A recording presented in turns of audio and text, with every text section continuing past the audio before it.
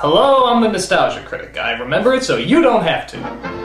Oh hell yeah, I fucking love Tom and Jerry. With their wanton destruction, comedic timing, and hilarious sound effects. This is the original cat and mouse team that perfected the art of cartoon violence. I'm such a fucking dork that I actually went out and got the DVD collections of these cartoons. And you know what I found out? I'm not the only one who regards them as comic legends. There's directors, historians, and even comedy stars like Whoopi Goldberg and Mad TV cast members who all see Tom and Jerry as comedic gold. With a comedy team so legendary, you'd think Hollywood would put some real time and effort into their first feature-length film together. They do not. Instead, we got Tom and Jerry the Movie, a 1992 film about, what else? Tom and Jerry. But now wait a minute, a Tom and Jerry cartoon is about 7 minutes long with just slapstick and silent humor. How can you possibly make an hour-and-a-half movie out of this? Well, let's take a look. In the opening credits, we see Tom and Jerry doing what they do best, chasing each other. And here's our first problem, voice actors. Tom and Jerry had little to no voice actors in their cartoons, but hey, maybe the slapstick will be funny. Even the slapstick is wrong! I mean, this is Tom's yell. And this is the movies. God, that's not nearly as funny. And look at this. When Tom gets cut in half in the cartoon, it's humorous. When Tom gets cut in the movie... Oh my god, that's blood! They actually show blood in this! What are they, fucking psychos? Yeah, and here's a real joke. Creative consultant Joseph Barbera. That means they just went up to him every day and asked, "Is this destroying your creation? Is this nothing like your original vision?" Yes. Good! So the film begins with Tom's owners moving away, but Tom accidentally gets flung out of the car and is forced to stay at home. It turns out the owners move just in time as their house is being bulldozed to the ground. Tom and Jerry escape, but are left without a home, so the two of them have to roam the streets looking for food and shelter. These are the only good parts of the movie, where Tom and Jerry tried to decide whether they should help each other out or not, and all without any dialogue. There's even a cute in-joke with a restaurant called Bill and Joe's, obviously referencing Bill Hanna and Joseph Barbera, the show's creators. But it all goes downhill when they meet this singing gay dog and his obnoxious little flea named Frankie. Instead of being pals, you're fighting like a cat and a mouse. They are a cat and a mouse, Pugsy. They gotta learn to be pals or they ain't gonna make it out here. It's like Peter Falk and George Carlin's secret love child, except a dog. The name is Pugsy. What's yours? I'm Tom. I'm Jerry. What the hell? Did they just talk? Did Tom and Jerry, one of the most famous silent duos of all time, just speak to each other? No. It's gotta be a mistake. I gotta be hearing things.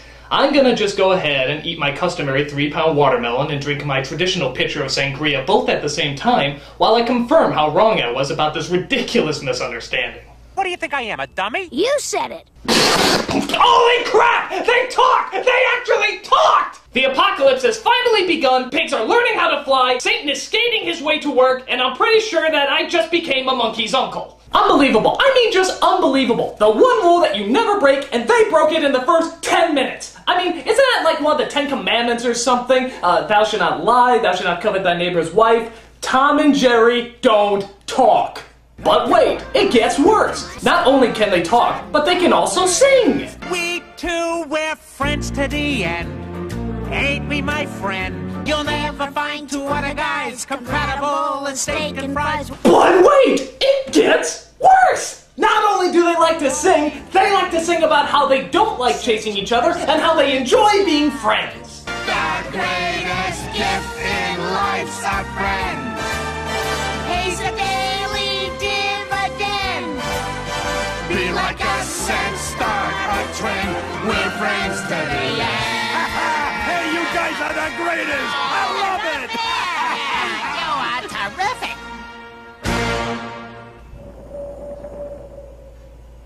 My God.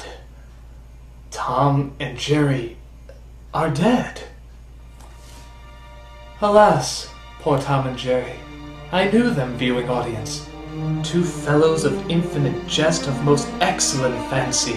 They have borne me on many hilarious antics 1,000 times. And now, how abhorred in my imagination it is. My gorge rims at it, whatever the hell that means. Here hung those lips that have been mangled I know not how oft.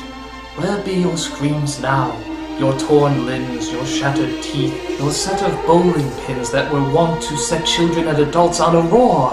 Not one now to mark your antics.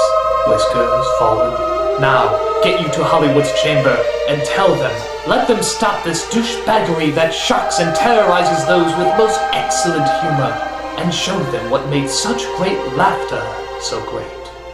Make them laugh at that. Shitfuckers. Okay, so after Tom and Jerry become friends, Pugsy is taken away, thank God, by a pair of Mexican wrestler dog catchers. So Tom and Jerry set off on their own, while running into a strange gang of alley cats who like to do nothing more than to... We got no time for taste. Sing another song? Oh, come on! I already had one song cut the nuts off my childhood. I don't need another. Look at this. It's like West Side Pussy. I mean, how can anyone find this entertaining? It's just torture. What do we care about nice? What do we care about sweet? Oh yeah, I'm gonna be humming that tune all week. Fuck it. So after they escape the singing cat gang, good God, did I really just say that? They come across another shadow lurking in the alleyways. Who the hell is this? I'm Robin Starling. I'm afraid I don't have a home anymore. I'm sorry, we're trying to shoot a movie here. Is there any chance you can just kind of mosey along and, I'm an orphan. My mother died when I was a baby. Sucks. You know, we have a lot of shooting to do, and it's actually about Tom and Jerry. I'm sure it's gonna be very funny once it comes out, but you're kind of in the way right now, so if you could just, you know, kind of get out of the way, that'd be great. Aunt Fig was always calling me orphan. She even stole my locket and threw it out the window, but I climbed out and found it. You're really not gonna leave until we make a movie about you, huh? Uh-huh. Okay. Alright, little rewrite here. Alright, Tom and Jerry the movie is now about a little orphan who's trying to find her father, Indiana Jones, while her evil aunt and lawyer go searching for her because apparently she's worth a lot of money. Oh, and there's a cat and mouse in there somewhere, but that's not important. So yeah, you're probably thinking, what the hell does this have to do with Tom and Jerry? Well, I guess the writers felt that the story needed a little bit more conflict, because, you know, Tom and Jerry didn't have any conflict whatsoever. So after talking under Exposition Bridge, Tom, Jerry, and Robin decide to go back to her aunt's house, because they figure a bad roof over their heads is better than no roof at all. I never thought anyone could depict an actual representation of a giant purple people eater, but if there's anything that comes close, it's Robin's aunt, who seems to be consumed by one thing. We've got to have money. Oh, sounds like the producers of this movie. So they talk about what they're gonna do with Robin and... Oh no, please, not another one. I'll do anything. I'll do your taxes, I'll shave your back, I'll prostitute myself for money, just please, not another one! Money is such a beautiful word. These fucking songs are horrible! It's like Alan Menken's puke somehow mutated and started writing music! That's disgusting. So you might be asking yourself, is there any slapstick in this movie? Well, there's a fat dog on a skateboard who seems to pester Tom and Jerry as they try to eat. Special. Oh yeah, and he sounds like Gollum. But again, why isn't it Tom and Jerry doing all the slapstick? I don't give a shit about the dog. I'm just praying they put him to sleep by the end of the movie. That goes double for me. After making a mess of the place, Robin's aunt decides to send Tom and Jerry to a person who takes care of pets named Dr. Applecheeks. By the way, have you noticed the strange names in this movie? Dr. Applecheeks, Aunt Fig, Mr. Lickboot? These are sounding more like abstract fetishes.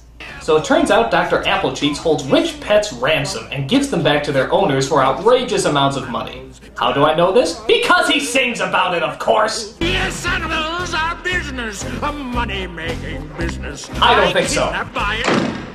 So while in the pet prison, guess who they bump into? No, not him. You! You killed Tom and Jerry! You turned them into friends and ruined the franchise! What? So Tom and Jerry escape and try to help Robin get reunited with her father. Hey look, it's Tom Sawyer and Huckleberry Finn! I've been watching this movie too long. But a giant ship separates our heroes as Robin wakes up in an unknown house.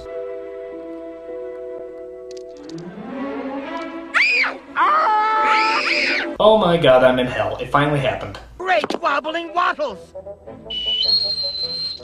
Avast and heave to there, mate. You are the lucky guest of Captain Kitty. Oh, yes, and my first mate, Squawk. He's funny. No, he's frightening. So, while Robin is stuck watching Captain Kitty's psychotic episode, she manages to tell him where she's going. Tibet. Have you been to Tibet? I don't know. Why don't you sing about it? I've done it all. Why does everybody have a song in this? Doesn't anybody just say yes or no anymore? Slayed Carnegie Hall. Nothing at all. I played Macbeth on Shut up. and got pneumonia twice. Shut up. Can't have it all. Shut up! Montreal. The road was small. From Saskatoon to Minneapolis. So Tom and Jerry find Robin, but unfortunately Captain Pedophile is holding her ransom for $1 million reward that her aunt promised. On top of that, Dr. Applecheeks hears about the reward and wants to get her too. But unfortunately, he was tossed out of the car that he was in, so he has to find another form of transportation.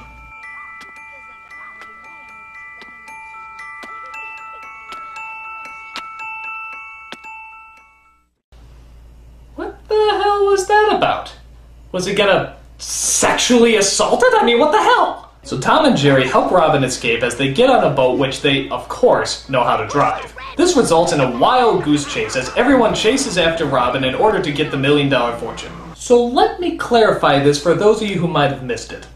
A cat and mouse are driving a ship trying to save the daughter of Indiana Jones while being chased by a purple people eater, a dog on a skateboard, a performing ship captain, his hand puppet Squawk, 2 Mexican wrestlers, and a doctor riding an ice cream cart. Ladies and gentlemen, welcome to the Mindfuck. Paranoia, paranoia, everybody's coming to get me. Just say you never met me. I'm running underground with the most. I'm not sick, but I'm not well. And I'm so high, 'cause I'm in hell. So Robin gets to the cabin where she thinks her dad is, only to find the bad guys are there waiting for her. But a lamp falls over and of course starts a fire, burning down the entire cabin. I always love how one spark can set off a house fire in like 2 seconds. Watch. You see? It looks like all hope is gone for our 3 heroes until... it's Robin's father, Indiana Jones! Robin! I'm coming! Hang on!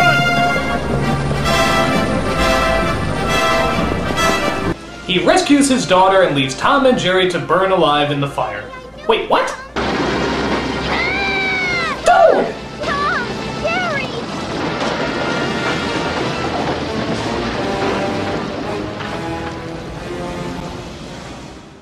That's... dark. They're gone! My best friends are gone! Don't cry, Robin. We'll find them. Or at least what's left of their charred remains. Either way, we're eating tonight! Oh, of course they're alive. They survived Thanksgiving dinner's more threatening than that. So Robin and her father adopt the cat and mouse and invite them to live in their home, where, of course, Tom and Jerry start doing what they should have been doing throughout this entire movie. I love this little circle here, like, yep, that's what it's all about. But nope, that's not what this film is about. I'll tell you exactly what this film is about. An hour and a half too long! This film is awful, the lowest form of shit. It sucks ass. It sucks balls. It sucks ass balls. If I was to go back in time to tell the Tom and Jerry of 50 years ago that they would be making a film of this caliber about them, what do you think they'd have to say about it? I'm trying not to. I'm the nostalgia critic guy, remember? So you don't have to. Yeah, what a fuckload of ass!